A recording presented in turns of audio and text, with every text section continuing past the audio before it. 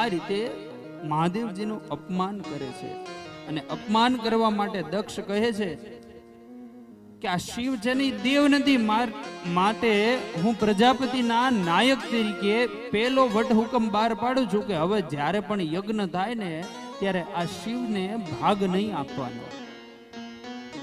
હવે ભાગવત જેવો ગ્રંથ અને એની અંદર કોઈ દેવનું અપમાન હોઈ શકે ખરું?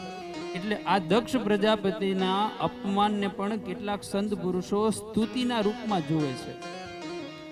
દક્ષ કહે છે શિવ એ દેવ નથી, તો કેટલાક મહાપુરુષો કહે છે વાત સાચી છે, શિવ થોડા દેવ છે, એ તો દેવોના દેવ મહાદેવ છે, દેવ નથી.